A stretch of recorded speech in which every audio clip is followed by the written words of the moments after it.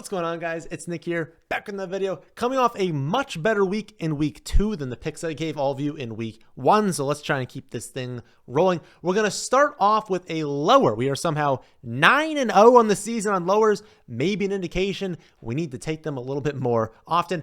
This week, we're going to start off with Malik Nabers, lower than 6.5 receptions. He was actually the ladder of the week last week. That hit, suggesting his lower is going to feel a little bit odd right now, but there's a slight difference in the defensive strength of the Browns defense and the Commanders. The Browns have one of the better defenses in the NFL. They are constantly a team that we want to avoid wide receivers against. The Commanders, one of the teams we're going to want wide receivers every week against them. In week 1, CeeDee Lamb was the Dallas Cowboys leading receiver against the Browns. He had 5 receptions for 61 yards. Cooks behind him, 4 for 40. Last week, Brian Thomas Jr. hit a big play, but he only had 2 receptions. Gabe Davis, 3 for 43. In fact, through 2 weeks, wide receivers against the Browns only have a total of 16 receptions. And so 8 receptions to wide receivers on average. If we're thinking he needs 7 to go higher here, he's going to need a pretty big share. Now, I know that he has a big share, but it's a lot to ask of a wide receiver to get 7 receptions against the Browns. Can they do it? Absolutely. Malik Nabers is like already one of the better receivers in the NFL. He's going to have an incredible career.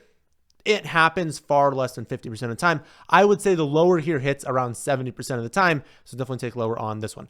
Another lower I like is Javonte Williams, lower than 46.5 rushing yards. He's averaging 2.1 yards per carry on the season. He only has 40 total rushing yards through 2 weeks. The Bucs are not the matchup they used to be for running backs. Remember back in the day, maybe like 2-3 years ago, we'd be looking at this like, okay, Christian McCaffrey's playing against them, but we can't even project him for that much because running backs did nothing ever against the Bucs.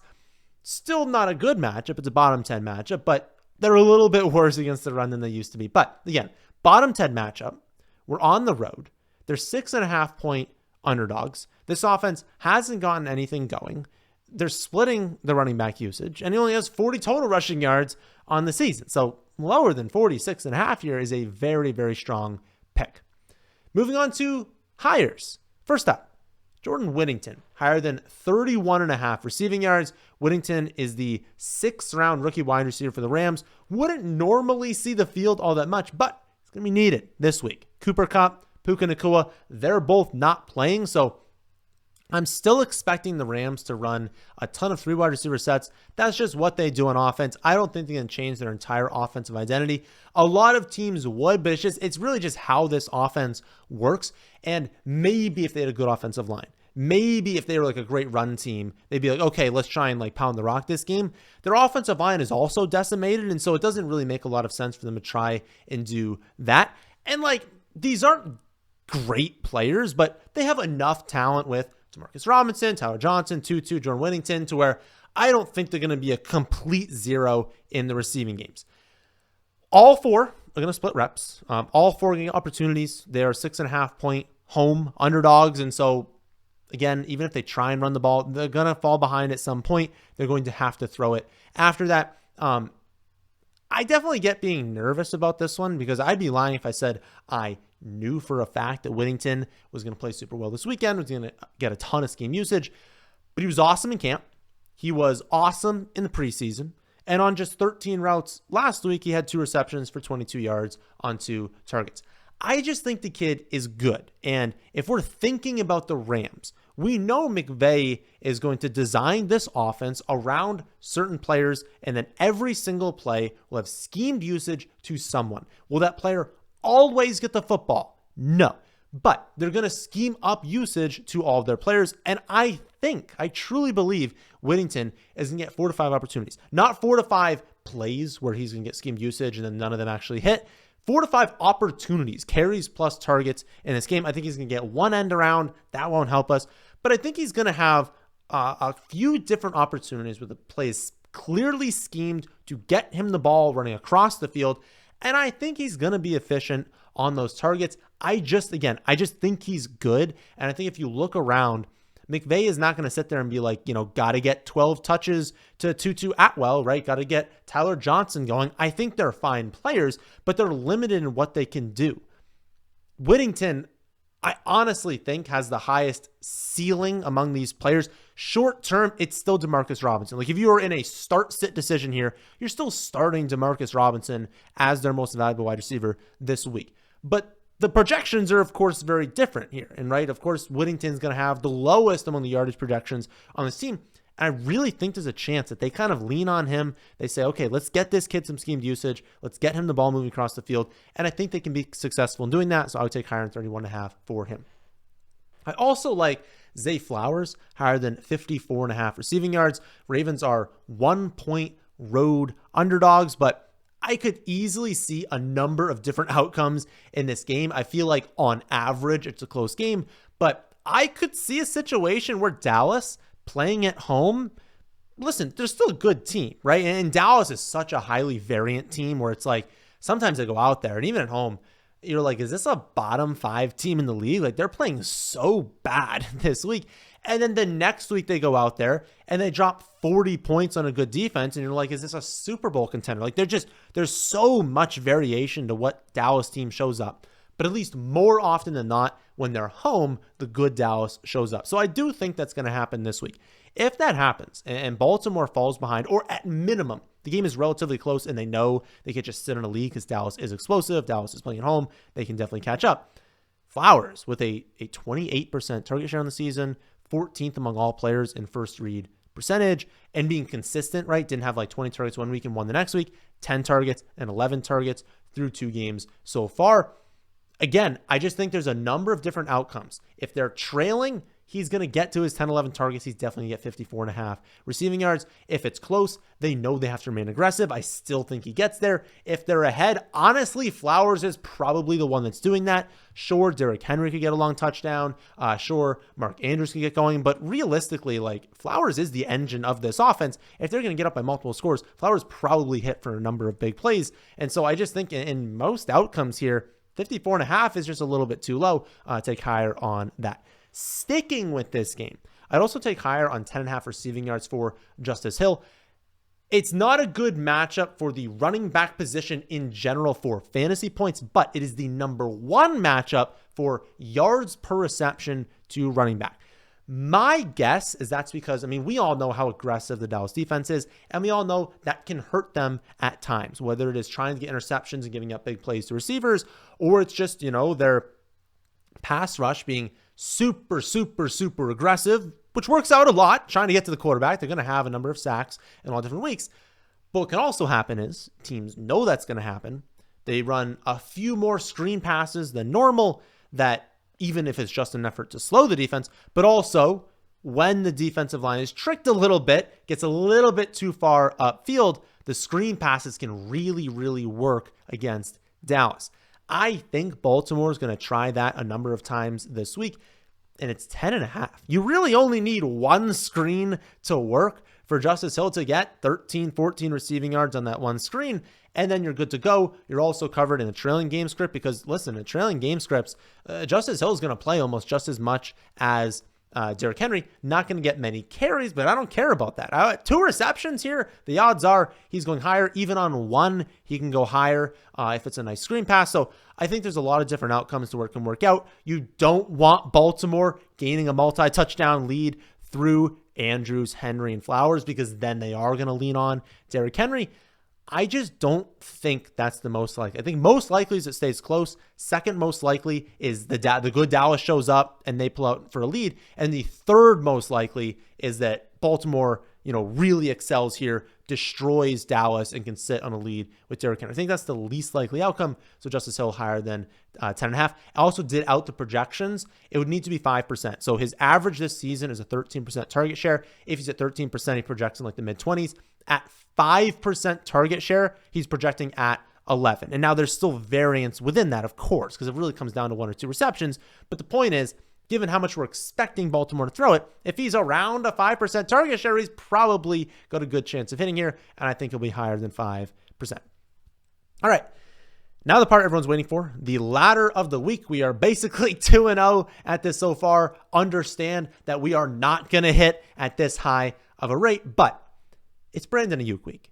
Imagine thinking that our channel is not going to be high on Brandon Ayuk in Brandon Ayuk week. No Christian McCaffrey, no Deebo Samuel, probably no George Kittle, but if he was a surprise active, I still like all of these picks.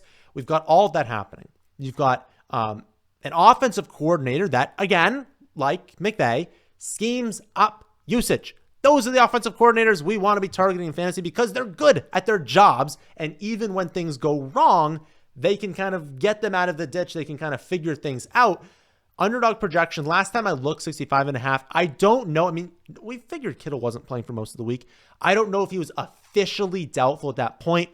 If he wasn't, my guess is they'll move the line up to like 70, 71, maybe like 5 or 6 up, right?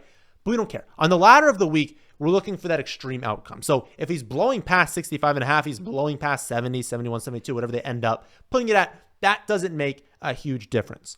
Because if he ends up hitting this first one, like we have all the ladders, we want higher on all of these, right? I think he blows past that total like 75, 80% of the time. I know that sounds crazy. I know that some people will be scared because they're like, well, Nick, why don't they just quadruple team Brandon Ayuk? And it's like, they're going to try to do that, obviously. But the Rams don't have that good of a defense, right? They are not a great team. Even having all these players out and on the road, the 49ers are still like 6.5 point favorites. So on the road, that much of a favorite with all your weapons out, they're going to find success on offense. Now, also, like you can't actually quadruple team a player, right? Like you still have to run not a base defense, but like there's only so much you can actually do. Are they going to bracket him? Yes. Is he going to face way more double teams? Yes.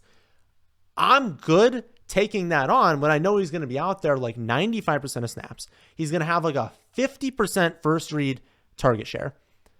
Sure. Is he going to be less efficient? Absolutely. But usually for Brandon Ayuk, we're like, hopefully he gets 6 or 7 targets because he's going to be highly efficient on this offense. He can really blow past that number this weekend. And even if he doesn't remain highly efficient, the ceiling here is what we're reaching for. We don't care if they end up trying to quadruple team him, 49ers fall apart, and it doesn't hit. That's okay. What we're searching for is that outcome where he's the only player. 50% first read target share, where he ends up with a 45% target share in the week. And he has 8 receptions for 140 yards and 2 touchdowns. That's what we're looking for in the ladder of the week. We don't care if he ends up having a bad game. It's okay because we're searching for that ceiling. So I would take higher on whatever it ends up being, around 70 and a half, something like that. Higher on that, 80, 90, 100, 110, 120. They don't usually give you an option for 130, but if that's there, sprinkle a little on that. And then we always take 100 and a touchdown as a parlay as well.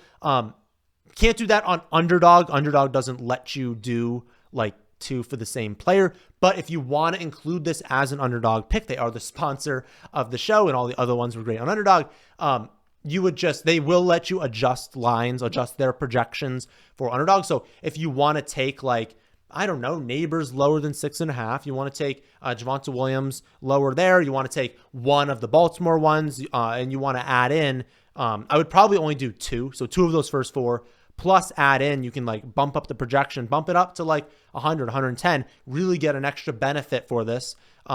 You can do that. So you can take one of them and do it. You just can't do the same player, like touchdown and something else.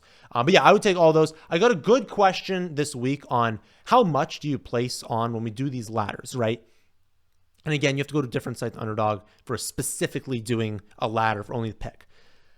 The person asked, do you do a full unit? And I don't know the correct answer mathematically, but my guess is it's not a unit. You're not placing a unit on 65.5 higher, 80 higher, 90 higher. It's not a unit on all of them because you're placing a ton of money on one player.